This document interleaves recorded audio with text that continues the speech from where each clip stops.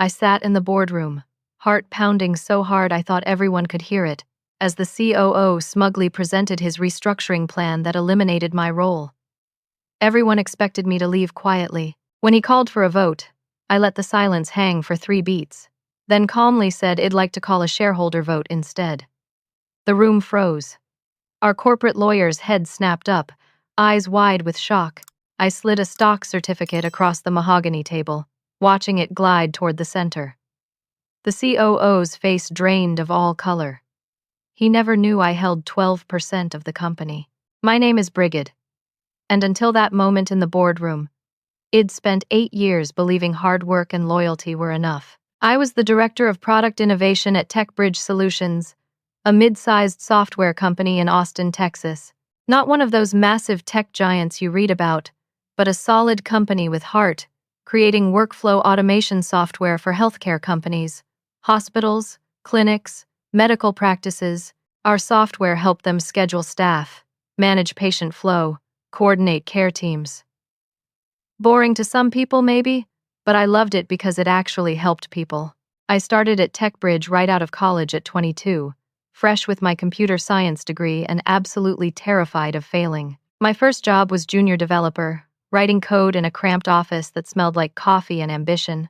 The company was founded by 3 people who became legends to me. Gerald Hartman was the CEO, 62 years old when all this happened, a visionary who could see what healthcare needed before hospitals even knew they needed it. Diana Kowalski was our CTO, the most brilliant engineer I'd ever met, and she became my mentor. Then there was Marcus Green, our CFO, quiet but sharp, the kind of guy who could read a balance sheet like poetry. The culture at TechBridge was something special. We were scrappy, innovative, and everyone knew everyone.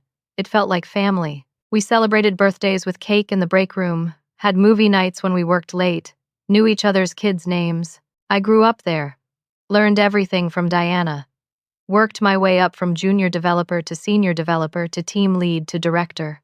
By the time I was 30, I led a team of 12 developers and designers, and I was responsible for new product features that drove real company growth. My proudest achievement came 2 years before everything fell apart.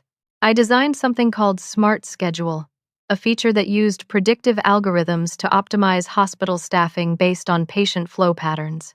Sounds technical, but what it meant was nurses didn't get called in unnecessarily, and hospitals didn't get caught short-staffed during surges. It increased our customer retention by 38% and brought in $3 million in new revenue. Gerald took me to lunch that week and told me I was the future of the company. I didn't have much of a life outside TechBridge, honestly. I was single, poured everything into my work. My younger brother Tyler was in medical school in Houston, and we talked on the phone every Sunday. My parents had retired to Colorado, and I visited them twice a year. But TechBridge was my real home, my real family. 5 years before that boardroom confrontation, something happened that I'd almost forgotten about. Gerald called me into his office on a random Tuesday afternoon. His office had floor-to-ceiling windows overlooking downtown Austin, and the late afternoon sun was streaming in, making everything glow golden. He had this serious expression, and for a second I thought I was in trouble. Instead, he handed me a leather folder. Inside were stock certificates, 12% ownership in TechBridge Solutions. I remember staring at them, not quite understanding. Gerald explained that I was essential to TechBridge's future. As a thank you for my dedication and the success of an early product launch ID led, he wanted to give me something special. He said ID earned a seat at the table, even if it wasn't official yet. He said I was an owner now. At the time, TechBridge was smaller, still privately held, and the stock didn't mean much financially. The company was valued at maybe $8 million back then. I was so touched I actually cried in his office, which embarrassed me. But Gerald just smiled and told me I deserved it. I took those certificates home, tucked them away in my home safe with my passport and birth certificate, and honestly didn't think much about them after that. I just kept working hard, kept building, kept believing that good work spoke for itself. Then, 18 months ago, everything started changing. Gerald hired a chief operating officer to help scale operations. His name was Derek Pemberton, and he came from a large tech corporation in Silicon Valley. His resume was impressive, pages of accomplishments at companies I'd heard of. He was polished, confident, wore expensive suits, and talked about efficiency and growth in this smooth, practiced way. My first impression was hopeful. Maybe Derek could help us reach the next level, help us grow beyond our Austin roots into something bigger. TechBridge had been plateauing a bit, and Gerald wasn't getting any younger. It made sense to bring in someone with corporate experience. The first few months seemed fine. Derek sat in on meetings, asked questions, took extensive notes on his tablet. He was pleasant enough, shook everyone's hand, remembered names. He told us he was there to support the team, to help us scale what was already working. I wanted to believe him. But 6 months after Derek arrived, Diana resigned. This shocked everyone. Diana had been with TechBridge since day one. She loved this company, had turned down offers from Google and Amazon to stay. She was 53 years old and had planned to retire from TechBridge eventually. Her sudden departure made no sense. I cornered her in the parking lot on her last day. It was a humid Texas evening, the kind where the heat sits on your skin. Diana was loading boxes into her car, and she looked exhausted and furious at the same time. I asked her what happened. She stopped loading boxes and turned to me. Diana told me that Derek had been systematically undermining her authority for months. He questioned her technical decisions in front of her team, went around her to make changes without her approval, and made her look incompetent. When she went to Gerald about it, Gerald said Derek was just bringing fresh perspective and asked Diana to be more flexible. Diana looked me right in the eyes and said she couldn't work like that. Then she gave me a warning I should have taken more seriously. She said to watch myself, that Derek didn't want partners, he wanted control, and Gerald wasn't paying attention anymore. I helped her load the last box into her car, and we hugged goodbye. I told myself it was just a personality conflict, that Diana was set in her ways, that corporate culture was different from startup culture. I made excuses because I didn't want to believe something was fundamentally wrong. But watching Diana drive away that evening, I felt the first real stirring of unease. The warm family culture we'd built was starting to crack, and I didn't know how to fix it. After Diana left, Derek stopped pretending. He hired his own people within 2 months. A new CTO from his old company named Preston, a guy with zero healthcare software experience who talked in buzzwords and seemed more interested in impressing Derek than understanding our product. Then came 2 vice presidents of operations, both from corporate backgrounds, both with that same polished veneer. A new head of sales who immediately started pushing enterprise contracts we weren't equipped to handle. All of them came from Derek's world, and none of them understood what made TechBridge special. Our meetings changed. They became longer, more formal, filled with PowerPoint presentations about synergies and optimization and scalability, words that sounded important but meant nothing. The scrappy, innovative feeling that had defined TechBridge evaporated. People started wearing more formal clothes. The birthday cakes disappeared. Nobody stayed late together anymore because the culture of collaboration had died. My role started shifting in ways that felt deliberate. Derek began attending my team meetings uninvited. He'd walk in, sit down, and interrupt my presentations to correct me in front of my team. He started requiring multiple approval layers for decisions I used to make independently. The product roadmap I'd spent months developing got shelved. Derek wanted to pursue enterprise contracts that required completely different features that didn't align with what our existing customers actually needed. I pushed back professionally. I presented data showing why my roadmap aligned with customer needs and market research. I explained that enterprise sales cycles were 18 months long, while our current mid-market focus generated steady revenue. Derek would listen with this tight smile and then say something like, "We need to think bigger, Bridget. Small wins aren't enough anymore." 3 months after Diana left, Derek presented what he called a restructuring plan in a leadership meeting. He wanted to cut the product development budget by 40% and shift those resources to sales and marketing. I protested immediately. Product innovation was TechBridge's competitive advantage. Our customers chose us because we understood healthcare and built features that actually solved their problems. If we stopped innovating, we'd become just another software vendor. Derek dismissed my concerns with a wave of his hand. "We have enough features. Now we need to sell harder." I looked at Gerald, expecting him to back me up. Had always championed product development. But Gerald seemed tired and distracted, and he just nodded along with Derek. Marcus, the CFO, stayed quiet, but I caught him frowning at his notes. The personal attacks started subtly. In a leadership meeting, Derek said, "Some people are great individual contributors but struggle with strategic thinking." He was looking right at me when he said it. He started questioning my team's productivity, demanding daily status reports that took hours to compile. My team felt micromanaged and demoralized. Two of my best developers quit within a month.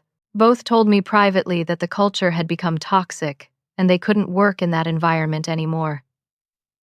I felt like I was losing everything I'd built. I tried talking to Gerald multiple times, but he was always in meetings or traveling. When I finally got 30 minutes with him, I laid out my concerns about Derek's impact on the company culture and product quality. Gerald listened, but then he said something that crushed me. He said, "Give Derek a chance. Change is hard but necessary." He didn't hear me. Or he didn't want to. One morning I arrived at work to find everything had changed literally overnight. My office had been moved. It had a window office on the 4th floor, close to my team, where I could see the Austin skyline and feel connected to the work. Now I was reassigned to a small interior office on the 2nd floor, far from everyone. The office was maybe 10 feet by 10 feet, no windows, fluorescent lights that hummed constantly. My assistant, a smart woman named Angela who'd worked with me for 3 years, had been reassigned to support Derek instead. When I confronted Derek about it, he didn't even have the decency to look concerned. He said smoothly, "We're reorganizing for better collaboration. You'll have more quiet space to focus on execution." The message was crystal clear. I was being marginalized, isolated, pushed out. That evening, I sat in my new cramped office after everyone else had gone home, and I cried for the first time in years. Not quiet tears, but the kind of crying where you can't catch your breath. I felt humiliated, powerless, betrayed. I called Tyler that night. He was in his 4th year of medical school, exhausted from rotations, but he listened to everything. When I finished, he was quiet for a moment, then said, "Bridget, that's corporate bullying. You need to document everything. Emails, decisions, conversations, everything." I promised him I would, but honestly, I didn't know what good documentation would do. I felt like I was drowning, and nobody was throwing me a rope. The next 2 months were a slow-motion nightmare. Derek systematically isolated me from the rest of the leadership. He stopped inviting me to leadership meetings, saying I could focus on execution instead of strategy. When I objected, he said the meetings would just distract me from my core responsibilities, but my core responsibilities kept shrinking. He reassigned 3 of my team members to other projects without consulting me, without even telling me until after it was done. He brought in an outside consultant to review product development processes. The consultant was clearly Derek's friend, someone had worked with before. They spent 2 weeks interviewing people, reviewing documents, and then produced a report that was basically a hit piece on my leadership. It criticized my methods as outdated, my team structure as inefficient, my decision-making as too slow. I defended myself with data. I showed customer satisfaction scores that were the highest in company history. I showed revenue directly attributable to features my team had built. I showed retention rates that proved our product strategy was working. Derek barely glanced at my data. He said, "Past performance doesn't guarantee future results." Marcus, the CFO, retired suddenly in early March. Had been planning to retire eventually, but this felt abrupt. I had coffee with him 2 days before his last day, and he seemed relieved to be leaving. He told me, off the record, that he disagreed with Derek's direction, but Gerald had made his choice and Marcus was too old to fight battles he couldn't win. Then Gerald made an announcement that changed everything. He was stepping back from day-to-day operations. Head remained CEO and chairman of the board, but Derek would run everything operational. Gerald was 62, tired, and ready to coast toward retirement. He framed it as succession planning, as grooming the next generation of leadership. What it really meant was Derek had won. Preston, the new CTO, became Derek's right hand. He completely ignored any input I tried to provide. My remaining team members were scared to be seen talking to me too much. One of my loyal developers, a woman named Jenna who'd been with me for 4 years, whispered to me in the kitchen one morning. People are saying your job is on the line. I knew she was right. I could feel the walls closing in.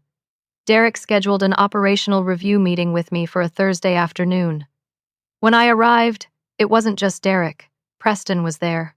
The HR director, a stern woman named Barbara who'd been hired by Derek, was there too. Derek had a presentation prepared. He showed metrics about product development inefficiencies, but the metrics were manipulated.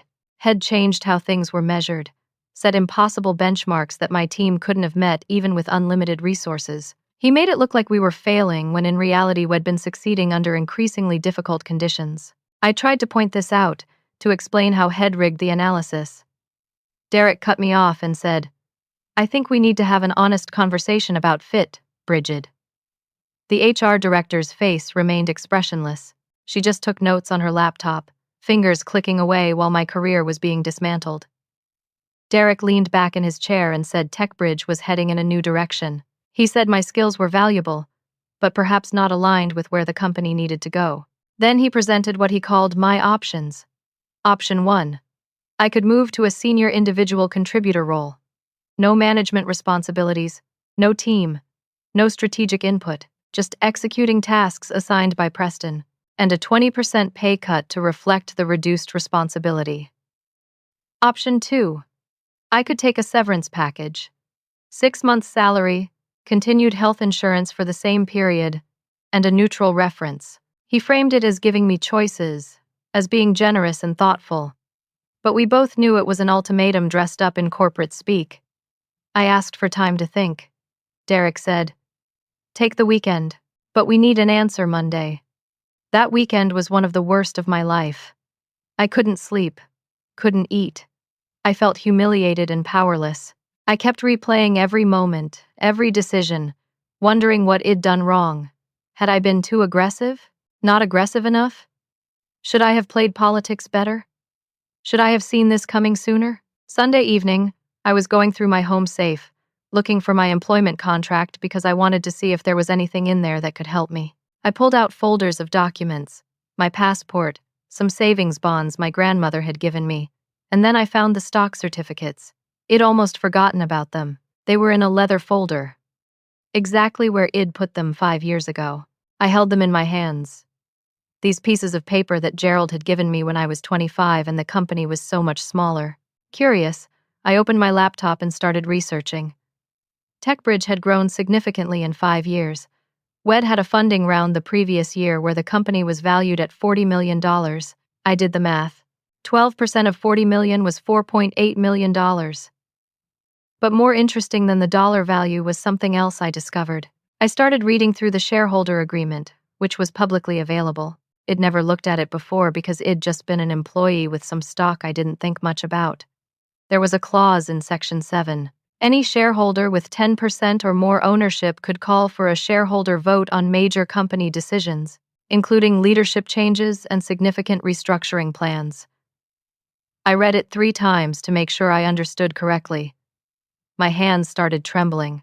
I'd been thinking like an employee this whole time, someone who could be pushed around and eliminated. But I wasn't just an employee. I was an owner. I owned 12% of TechBridge Solutions. I had power Derek didn't know about. I spent the rest of Sunday night researching corporate law, reading articles about shareholder rights, understanding exactly what I could do. The more I read, the more I realized I had a real weapon here. Derek thought he was backing me into a corner, but Head made a critical mistake. Head never bothered to find out who actually owned the company. Monday morning, I dressed carefully. Black pantsuit, white blouse, my grandmother's pearl earrings for luck. I looked in the mirror and barely recognized the woman looking back at me. I looked determined. I looked dangerous. I went to Derek's office at 9 o'clock sharp. His door was open, and he was on the phone, but he waved me in. I sat down and waited while he finished his call. When he hung up, he looked at me with this expectant expression, like he was waiting for me to roll over. I said calmly, "I've thought about your offer. I'm declining both options." Derek's jaw tightened. He clearly hadn't expected this. "Bridget, let's be realistic here." "I am being realistic. I'd like to continue in my current role. I believe I still have value to contribute to TechBridge. Derek leaned forward, elbows on his desk. This isn't really optional, Bridget. The company is moving in a new direction. I understand that, but I'm not accepting either of your proposals. His eyes narrowed. Well, see about that. I left his office and went straight to the legal department. Our corporate lawyer was a woman named Patricia Brennan who'd been with TechBridge for years. She'd always been friendly with me, though we'd never worked together closely. I asked Patricia if we could have a confidential meeting. She seemed surprised, but she cleared her afternoon and told me to come by at 2:00. When I arrived at her office, I closed the door and laid the stock certificates on her desk. Patricia picked them up, examined them carefully, and confirmed they were legitimate. I asked her to explain the shareholder agreement clause to me in detail. Patricia was quiet for a long moment, studying me. Then she pulled up the shareholder agreement on her computer and walked me through Section 7. She confirmed what I'd read. As a holder of 12%, I could challenge any major decision. I could call for a shareholder vote. Then Patricia said something that made me realize this was going to be complicated. Technically, you could challenge Derek's restructuring. But Bridget, this could get very ugly. Derek won't take this well, and Gerald might side with him. Are you prepared for that? I asked what would happen if Derek tried to eliminate my position. Patricia's expression became serious. That would likely qualify as a major restructuring decision. You could call a shareholder vote to block it, but you need to be strategic. If you reveal your hand too early, Derek will maneuver around you. He could try to dilute your shares, or pressure Gerald to override you, or find other ways to push you out. She leaned back in her chair. You need to wait for the right moment. Maximum impact. Over the next 2 weeks, I quietly gathered information. I talked discreetly to former employees, including Diana. When I called Diana and told her what was happening, she wasn't surprised at all. She told me Derek had done this before at his previous company. Had pushed out the original leadership team to install his own people, run the company his way for 2 years, then moved on to his next opportunity. It was a pattern. I reviewed company financials. I had access as a director, even though Derek probably would have revoked it if Head remembered. What I found was damning. Derek's restructuring was actually hurting performance. Customer complaints were up 32% since Head arrived. 2 major clients, including a hospital system that had been with us for 5 years, had left due to poor service after Derek cut our support staff. Revenue growth had slowed to almost nothing. I documented everything. I created a detailed presentation showing Derek's negative impact with charts, graphs, and hard data. I saved every email, every communication, every piece of evidence.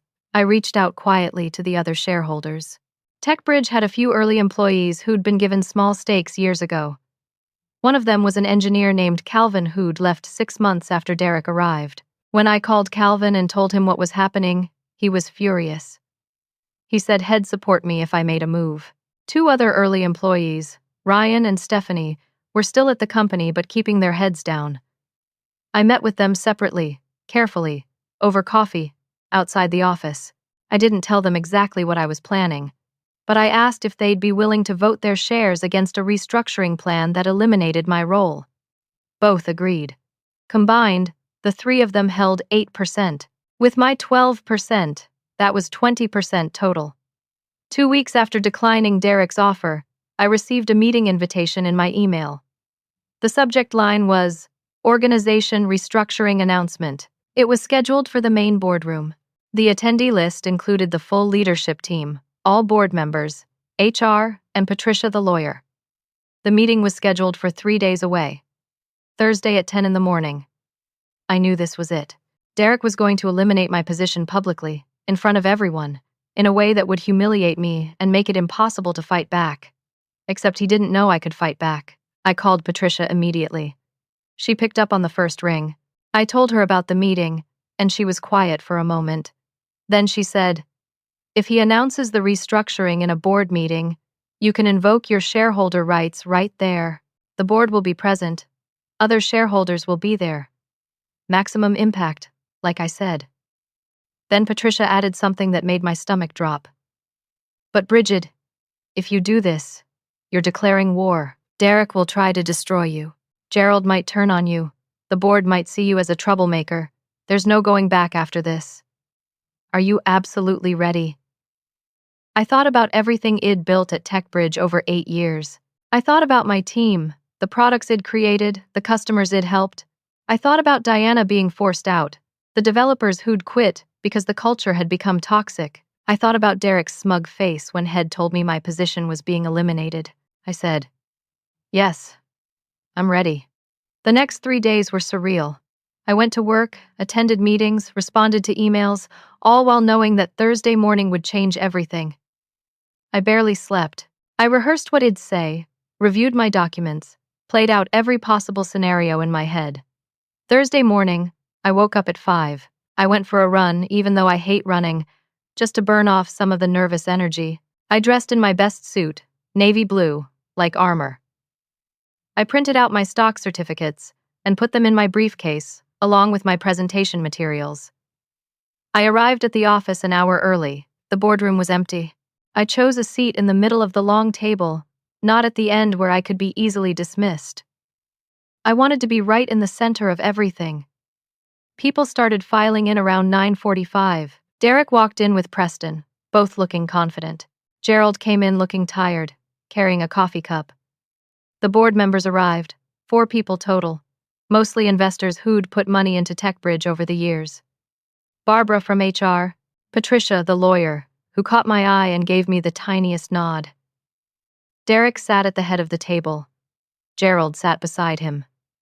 I felt my heart hammering but kept my face calm. At exactly 10 o'clock, Derek called the meeting to order. Derek started with pleasantries. He thanked everyone for coming, made a joke about the traffic on I-35, asked if anyone needed coffee, playing the gracious host, the man in charge. Then he shifted into business mode.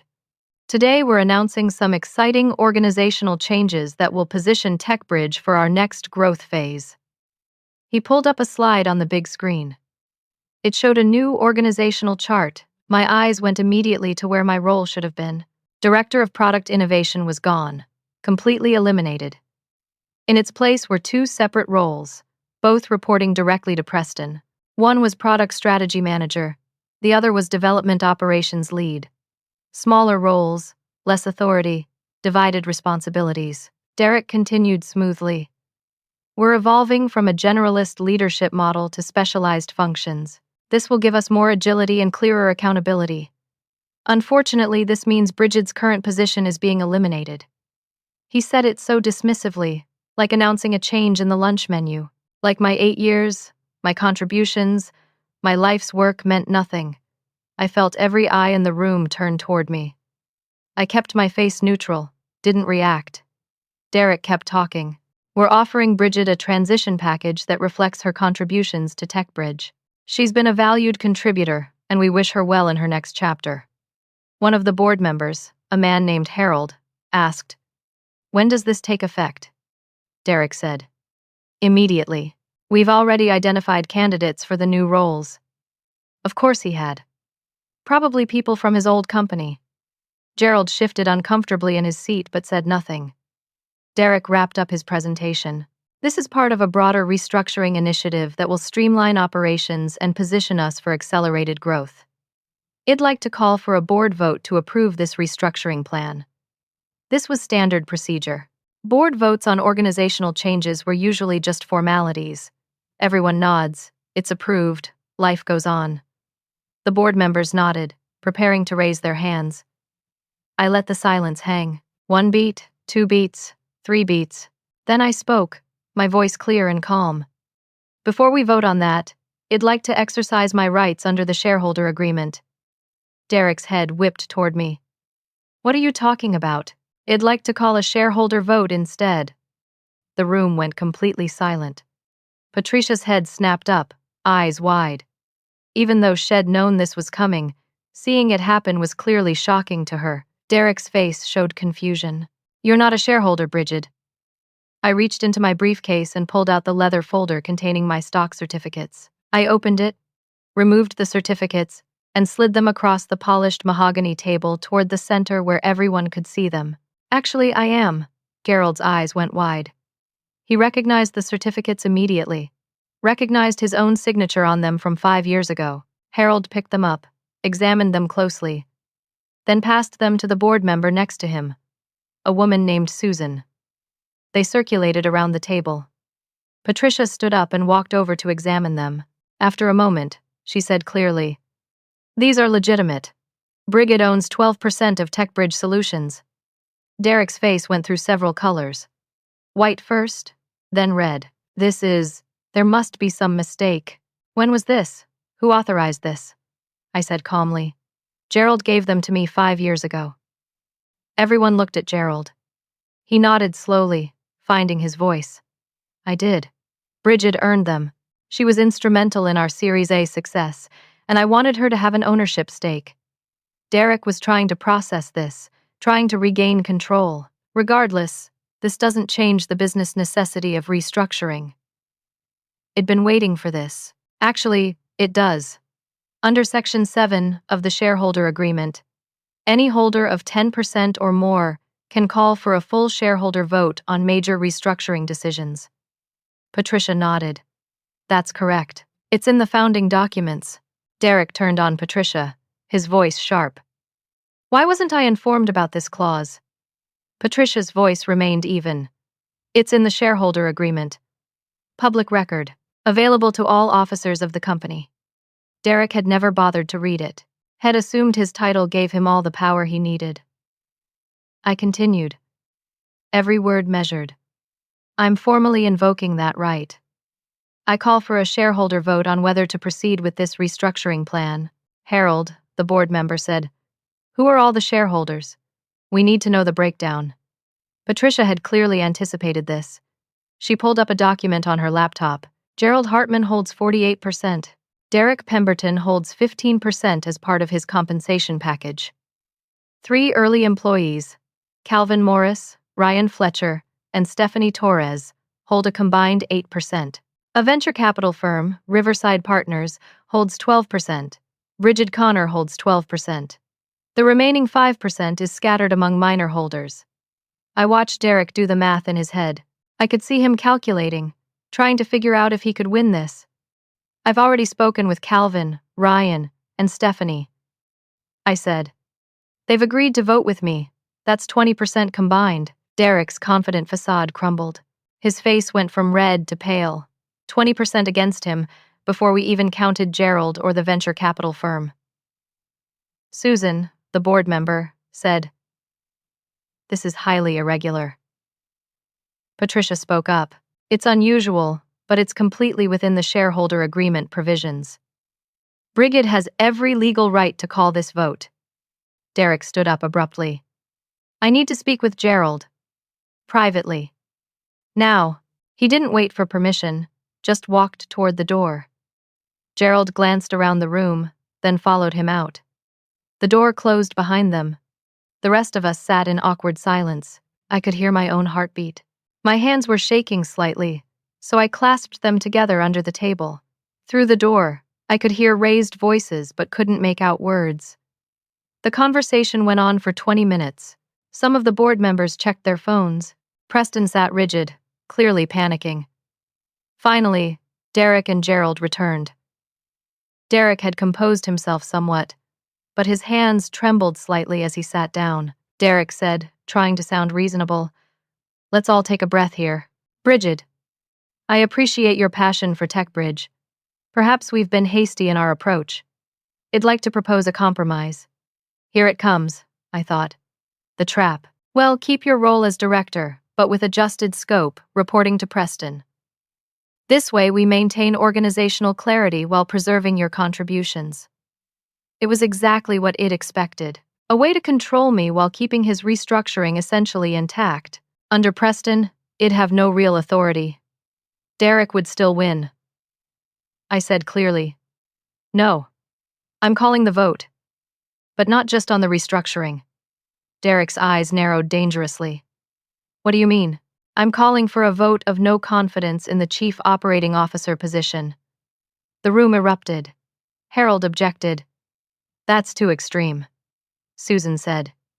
We need to think about this carefully. Preston looked like he might be sick. Gerald said, Brigid, let's not be rash. We can work this out. I stood up. My legs felt shaky, but my voice came out strong. May I present something to the group? Patricia nodded. Brigid has the floor as a shareholder. I opened my laptop, connected it to the boardroom screen, and pulled up my presentation. For the next 20 minutes, I methodically laid out Derek's impact on TechBridge. I showed customer satisfaction data, down 32% since his arrival. I showed employee turnover rates, up 47%. I showed revenue growth rates, slowed to nearly nothing. I displayed emails from former employees detailing toxic behavior. I presented the 2 major clients we'd lost and the reasons they'd given. I showed how Derek had manipulated the metrics Head used against me, setting impossible standards while cutting the resources needed to meet them. Then I showed TechBridge's trajectory before Derek. Steady growth, high customer satisfaction, low turnover, product innovation that drove revenue. I contrasted every metric, making the story undeniable. When I finished, the room was silent. Harold asked Derek, "How do you respond to these allegations?" Derek tried to spin it. He talked about market conditions, necessary tough decisions, short-term pain for long-term gain. He said I was cherry-picking data, that the changes needed more time to show results, but Susan cut him off. The data doesn't support that narrative, Derek. This is a clear pattern of decline. Gerald finally spoke up, his voice heavy with something that sounded like regret. I brought Derek in because I thought we needed corporate expertise to scale. I thought his experience would help us grow. But maybe I was wrong. He looked at me. Really looked at me for the first time in months. You've been the heart of this company, Brigid. You and Diana built our product. I should have listened when Diana tried to warn me. Derek stood up. Gerald, you can't seriously be considering siding with her. Gerald didn't answer Derek. He turned to Patricia. What's the proper procedure here? Patricia said. We need to vote formally. First on the restructuring plan, then on the motion of no confidence if the group chooses to proceed with that. Derek made one last attempt. If you vote against this restructuring, you're voting against company growth. You're letting emotions override business sense, I said quietly. No. We're voting for TechBridge's soul. Patricia called for the vote on the restructuring plan.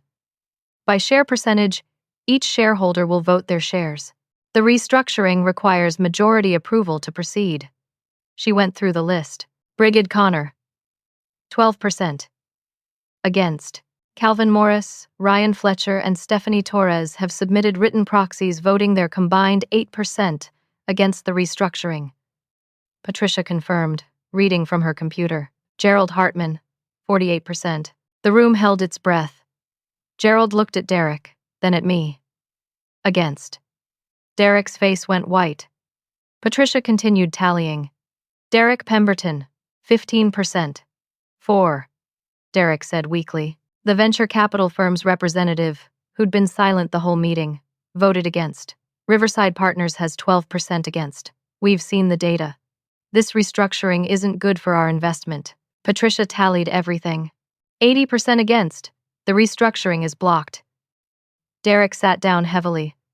Preston looked like he wanted to disappear into the floor. Susan spoke up. I move for the second vote. No confidence in the chief operating officer. Derek found his voice. You can't do this. I have a contract. Patricia said calmly. Your contract has a termination clause for loss of board confidence. It's standard in executive agreements. The vote was called.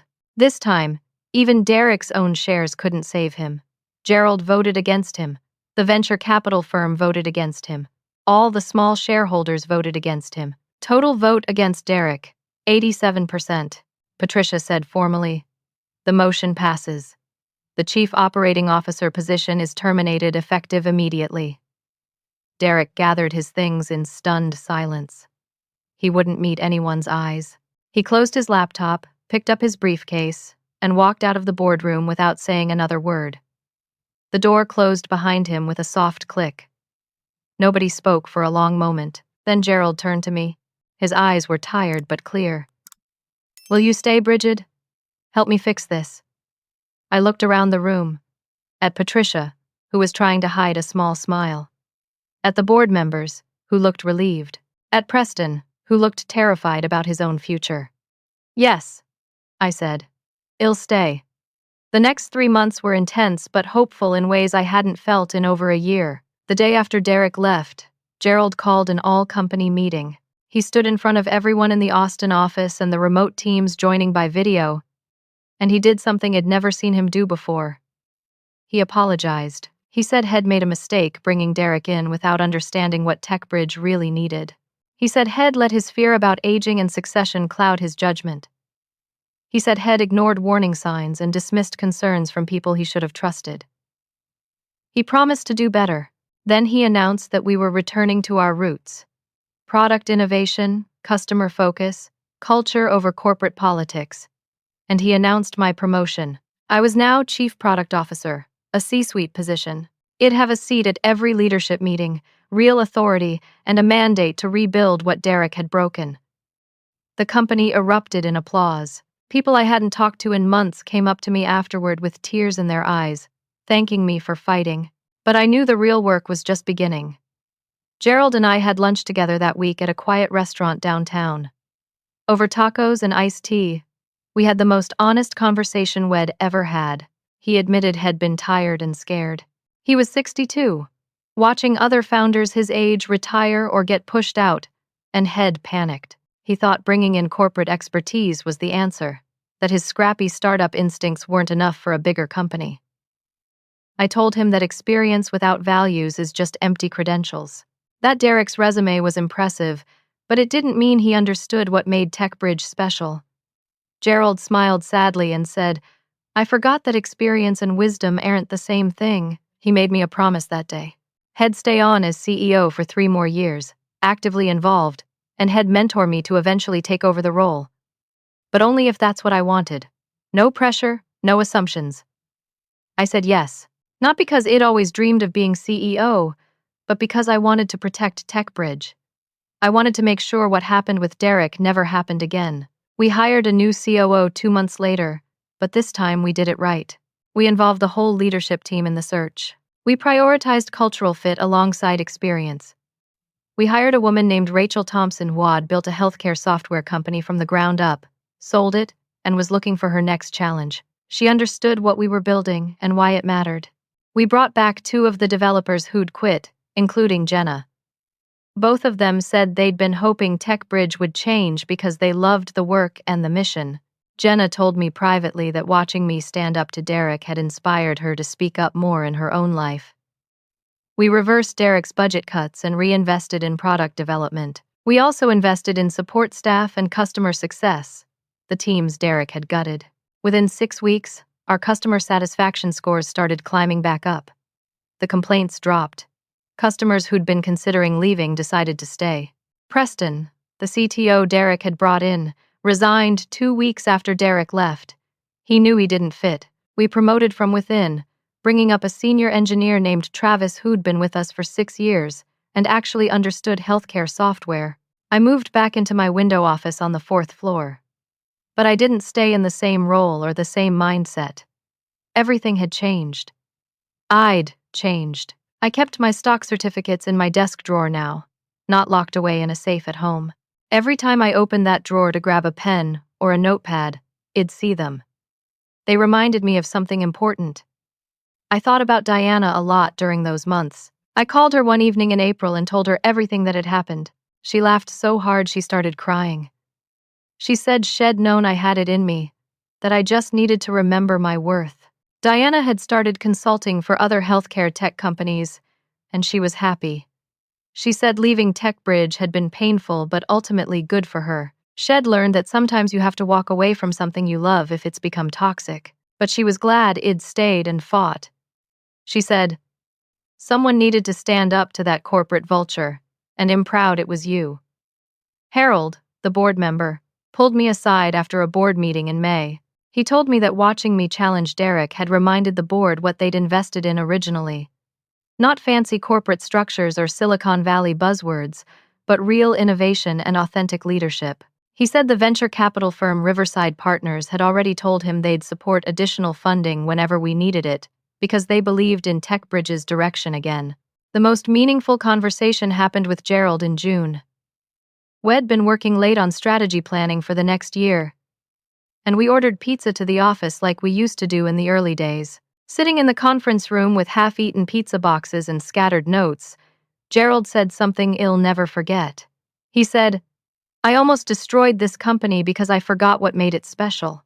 I thought professional management meant bringing in someone polished from the outside. But leadership isn't about polish.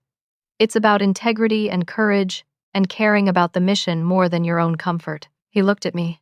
"You showed more leadership in that boardroom than Derek showed in 18 months. And you taught me something. You taught me that power doesn't come from a title. It comes from knowing your value and having the courage to defend it." I felt tears in my eyes. "You taught me that too, Gerald. You gave me those stock certificates because you saw value in me before I fully saw it in myself. You made me an owner. I just had to remember what that meant." He smiled. "You remembered at exactly the right moment." My brother Tyler visited from Houston in July. We went hiking in the hill country, and I told him the whole story. Had heard bits and pieces over phone calls, but hearing it all together, he kept shaking his head in amazement. Tyler said, "You know what the best part is? You didn't just save your job. You saved yourself. You could have taken that severance, walked away, found another position somewhere else, but you stayed and fought for what you'd built. That takes guts." I thought about that a lot. He was right. It would have been easier to leave, to start over somewhere else, to avoid the confrontation. But then Derek would have won. He would have destroyed TechBridge's culture completely, pushed out everyone who'd built the company, and probably run it into the ground within 2 years. By August, TechBridge felt like itself again. The energy was different. People smiled in the hallways. We had impromptu brainstorming sessions. Teams collaborated across departments. New ideas flowed. My team launched a major product update in September, a feature we'd been developing before Derek shut it down. It was an AI-powered predictive analytics tool that helped hospitals anticipate patient surges and resource needs. The development had taken 8 months, and it was technically complex and genuinely innovative. When we launched it, the response from customers was overwhelming. Within 3 weeks, 47 of our existing customers had adopted it. Within 2 months, it had generated $1.2 million in new revenue. Industry publications wrote about it. Competitors tried to figure out how WED built it so fast. We held a launch party at the office, a real celebration with the whole company. Gerald made a speech thanking the team, and then he asked me to say a few words. I stood up in front of everyone, holding a glass of champagne, looking at all these faces I'd worked with for years. Some I'd almost lost. Some who'd almost lost faith in TechBridge. I didn't mention Derek by name. I didn't need to. Everyone knew. I said, "Sometimes people will try to make you forget who you are and what you've earned. They'll use fancy titles and corporate speak to convince you that you're not enough. But your value isn't determined by someone else's opinion. It's determined by what you build, who you help, and whether you stand up when it matters." I paused, feeling emotion rise in my throat. I almost let someone erase me. I almost let someone convince me that 8 years of work, of innovation, of dedication meant nothing. But I remembered something important. I wasn't just an employee here. I was an owner, not because of stock certificates, but because it invested my heart, my creativity, my years into building something meaningful, and that's worth fighting for. People were nodding. A few were wiping their eyes. I raised my glass. To everyone here who's ever been dismissed, overlooked, or underestimated, you're not just employees. You're owners of your own lives, your own worth, your own futures. Don't ever forget that. The room erupted in applause and cheers. Later that night, I drove home through Austin with the windows down. The September air was finally cooling from the brutal Texas summer. I called Tyler and told him about the launch party. Tyler said, "I'm proud of you, Bridget. You didn't just save your job, you saved yourself." I realized he was right. This whole experience had taught me something fundamental about power and worth. Power doesn't come from titles or positions or org charts. It comes from knowing your value and having the courage to defend it when challenged. And sometimes, the most important vote you'll ever call is the one for yourself. 6 months after Derek left, TechBridge was thriving in ways I hadn't seen in years. Our customer retention rate was back up to 93%. WED hired 12 new engineers, all carefully selected for technical skills and cultural fit. Our product roadmap was full of innovative features that customers actually wanted. Revenue was growing at 22% year over year. But more importantly, the soul of the company had returned. People stayed late because they wanted to, not because they were afraid of being perceived as uncommitted. Teams collaborated freely across departments. New ideas were welcomed, not shut down by layers of bureaucratic approval. We celebrated birthdays again. We had movie nights when we worked late. It felt like family again. Rachel, our new COO, turned out to be exactly what TechBridge needed. She had Derek's operational expertise without his ego or need for control. She empowered teams instead of micromanaging them. She asked questions instead of making pronouncements. In our first one-on-one meeting, she told me her job was to support my vision, not replace it. That simple statement meant everything. Gerald and I fell into a comfortable partnership. He focused on investor relations, board management, and long-term strategy. I focused on product, team building, and operational execution. We had lunch together every Wednesday, just talking through challenges and opportunities. Sometimes we talked about TechBridge, sometimes about life. He told me stories about the early days, lessons he'd learned, mistakes he'd made. I soaked it all in. In one of those lunches in November, Gerald said something that stuck with me. He said, "The Derek situation taught me that delegation and abdication are different things. I thought I was being a good leader by stepping back and letting him run operations. But what I was really doing was abdicating my responsibility to protect the company's values and the people who built it." He looked tired but also lighter somehow. I won't make that mistake again. You can hire all the experts in the world, but if they don't share your values, they'll destroy what you've built.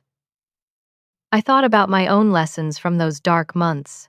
I'd learned that loyalty without boundaries is just self-destruction. I'd learned that being nice isn't the same as being weak, but being nice also doesn't mean accepting mistreatment. I'd learned that your value exists whether others acknowledge it or not, but you have to be willing to fight for it when it's challenged. Most importantly, I'd learned the difference between being an employee and being an owner. Employees can be eliminated, moved around, diminished. Owners have rights, have power, have a say in the direction of the company. And ownership isn't just about stock certificates. It's about owning your contribution, your worth, your right to be heard.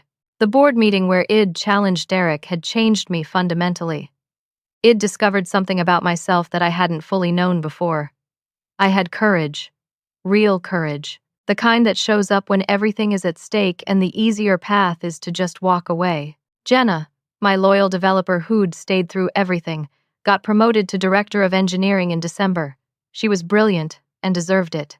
At her promotion announcement, she pulled me aside and said, "Watching you stand up to Derek changed my life. I was in a toxic relationship at the time, and seeing you refuse to accept mistreatment gave me the courage to leave. I'm in a healthy relationship now, and am happier than I've been in years. Thank you for showing me what strength looks like. I hadn't known that. I hadn't realized that my fight had rippled outward in ways I couldn't see. It made me think about leadership differently. Leadership isn't just about managing teams or driving results. It's about modeling courage and integrity for the people watching. In January, exactly 1 year after the darkest moment when Derek had moved my office and I'd cried alone, Gerald called me into his office. The same office where he'd given me those stock certificates 5 years earlier. The afternoon sun was streaming through the floor-to-ceiling windows, making everything glow golden, just like that day. He told me the board had approved a new equity grant for me, another 5% ownership, bringing my total stake to 17%. He said it wasn't a gift this time. It was earned through the leadership it'd shown and the value it'd created. He also told me his retirement timeline: 3 more years as active CEO, then transition to chairman while I took over as CEO. If I wanted it? I looked at him. This man who'd given me my first real job, who'd mentored me, who'd lost his way for a while but found it again. I said yes. That evening, I updated my will and my financial documents to reflect the new equity. My little brother Tyler was going to be a doctor soon, and I wanted to make sure he had everything he needed to start his practice. My parents in Colorado were getting older, and I wanted to ensure they were taken care of. The stock wasn't just paper anymore. It represented real value, real security, real power to take care of the people I loved. But as I put the documents away in my safe at home, I realized the real value wasn't the money or the percentage points. The real value was what those certificates had taught me about myself. I'd spent most of my 20s believing that if I just worked hard enough, was nice enough, proved my value enough, people would treat me fairly. It operated from a place of hoping for recognition rather than claiming what I'd earned. The Derek experience had shattered that naivete. It taught me that not everyone operates with integrity. Some people see kindness as weakness and loyalty as something to exploit. Some people will try to diminish you to elevate themselves. But it also taught me that I had more power than I'd realized. Not just formal power from ownership stakes, but personal power from knowing my worth and refusing to be erased. The stock certificates hadn't given me power. They'd revealed the power I already had. The power to stand up. The power to say no. The power to fight for what I'd built and what I believed in. In March, TechBridge held its annual company retreat in the Hill Country. We'd skipped it the previous year because Derek had thought it was a waste of money. But Gerald insisted we bring it back. 2 days of team building, strategy sessions, and celebration. On the second evening, we had a bonfire under the Texas stars. People shared stories, memories, hopes for the future. Gerald stood up and told stories from the early days of TechBridge, back when they were 4 people in a tiny office above a coffee shop. Then he asked me to share my story. Not the Derek story specifically, but my journey at TechBridge. I stood up, feeling the warmth of the fire and the eyes of 73 people on me. I told them about arriving as a terrified 22-year-old, not knowing anything about healthcare or business software, about Diana teaching me everything, about the first feature I'd built that actually solved a real problem for a real hospital, about the night we landed our first major client and celebrated with cheap champagne in the office. And then I told them about the hard year. Not all the details, but enough that they understood. I told them about losing my way, about feeling powerless, about almost giving up. And I told them about remembering that I was an owner, not just of stock, I said, but an owner of my own story, my own worth, my own future. Nobody can take that from you unless you let them. I looked around at all these faces, some new, some familiar for years. Every single person here is an owner. You own your contribution to this company. You own your creativity, your dedication, your integrity. Don't ever let anyone convince you otherwise. The applause was thunderous. Later that night, sitting by the dying fire with Rachel and Gerald and a few of the senior team, Rachel said something profound. She said, "You know what makes great companies? Not fancy strategies or corporate structures. It's people who remember why they started, who fight for what matters, and who refuse to let fear or ego destroy what they've built." She looked at me. "You saved this company, Bridget, not with business expertise or political maneuvering. You saved it by refusing to be erased. That's real leadership." Gerald raised his bottle of beer. To refusing to be erased. We all clinked bottles and glasses under the stars. Driving home from that retreat, I thought about what I'd want to say to anyone going through what I went through. Anyone facing a Derek in their own life, whether at work or anywhere else. I'd tell them that your value isn't determined by someone else's recognition. You have worth that exists independent of anyone's opinion, but you have to know it yourself, deep in your bones, because there will be times when everyone around you seems to forget it or actively tries to make you forget it. I'd tell them that power isn't given, it's claimed. And claiming it doesn't mean being aggressive or ruthless. It means standing firm in your worth, using whatever tools and rights you have, and refusing to be diminished. I'd tell them that sometimes the kindest thing you can do for yourself and others is to fight. Not fight with anger or vengeance, but fight with clarity and courage and data and truth. And I'd tell them that the most important vote you'll ever call is the one for yourself. The vote that says you matter. Your contributions matter. Your voice matters. The vote that says you won't be eliminated or diminished or erased without standing up and making people see you.